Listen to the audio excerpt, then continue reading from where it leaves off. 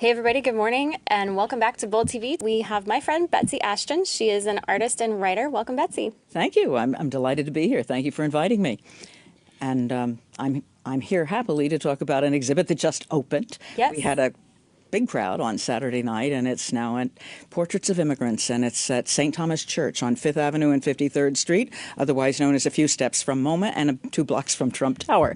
But So what inspired you to? Because you mentioned Trump Tower, so I'm curious to get right into it. What inspired you to create this project? You're on the right topic, because I was actually sitting in church. Actually, people don't think that people in New York City go to church. We actually do, some of us. And I was sitting there. I was listening to, do unto others as you would have them do unto us, and love thy neighbor as thyself, and the Good Samaritan. Be merciful to people. And then I'd go home and listen to all of this noise out there from the 2016 election. And all of a sudden, people are saying hateful things about immigrants and building fear about the people coming into this country. And I'm saying, wait, that doesn't smell right to me. I live in the New York area. I live in New York City. This city has more foreign-born people in it than any other place on the planet. And I've lived here for 30-some years, and I can tell you that none of the immigrants that I know, even the recent ones, are anything like that. So I said, Betsy, maybe it's time for you to stop just painting portraits of the rich and accomplished, which was nice for money and all of that, and working with lovely people. But maybe America's forgotten who we are. And maybe it's time to go out and just talk to the immigrants that you see. How did you select who you painted? I started right in my neighborhood. First one was the guy who made my cappuccino every morning on my way from my 5-block commute from my home to my art studio. And I said, Eddie, where are you from? He was from Brazil. Why did you come here? What made you come here? Well, his parents owned a few pizza parlors in Brazil. And after the 8th bloody robbery in Sao Paulo was just so dangerous, they had to fold the business and flee and go into the safe suburbs. But Eddie was a young man. He needed to work. So he put out on the internet, does anybody need a pizza man? And wound up coming to New York State. Amazing story. Wow. And is a great citizen and a proud citizen. And what happened, I started doing the woman who drew blood in my doctor's office was from Poland. And she came over here and had to start all over getting her nursing training and her nursing degree and learning English. And the stories are just amazing. I picked people from different countries and cultures and religions deliberately. And you know what? The stories are fascinating. And the stories that are written beside each one of the paintings, they're just like the stories that we celebrated of past generations of immigrants.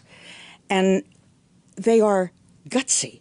They are people who had suffered. They are bold. They are gutsy. Sorry, I can't resist. Yeah, they've got also the entrepreneurial spirit. You don't leave your country if you're having a wonderful time, if your business is booming, if your family is great and you've got a house in the countryside and all that. You don't leave that. You leave because you've been persecuted. You leave because you've had challenges.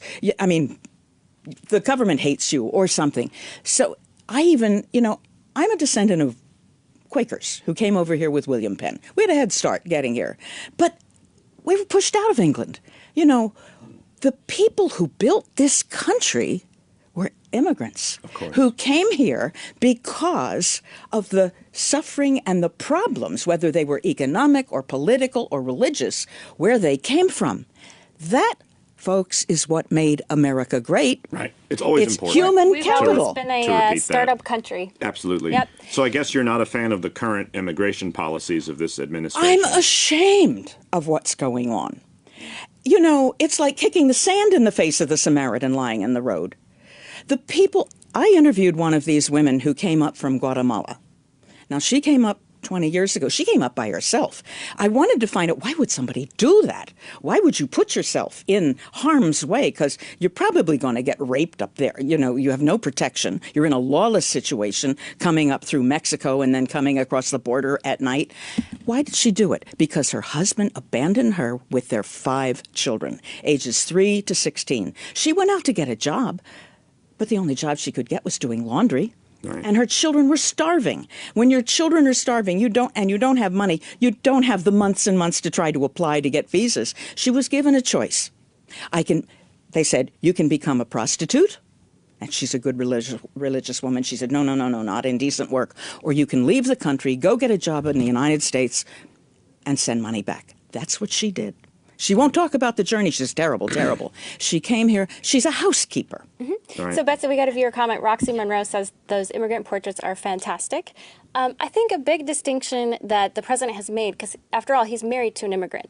And he just tweeted out about H-1B visas, which are the high-skilled visas, and he wants to expand them, and he wants to give them a pathway to citizenship. So a big distinction that he makes is legal versus illegal.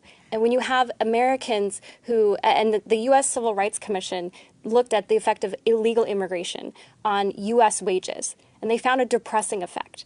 So if we're making a distinction about, controlling our economy, making sure that American families are able to feed their children, that they're not suffering from opioid crisis and all the nobody major wants ills. that. Nobody right. wants. And so I guess what I'm saying is when the president talks about immigration, it's a very important distinction that I think that a lot of people, his critics, are missing. Yeah, but he also forgets that somebody's got to come in here and has to pick the organic vegetables and fruits that he wants. It's not the H-1B visas. That's great. We all need people at the top. We want to be a welcoming country. That's not the message that's getting out there.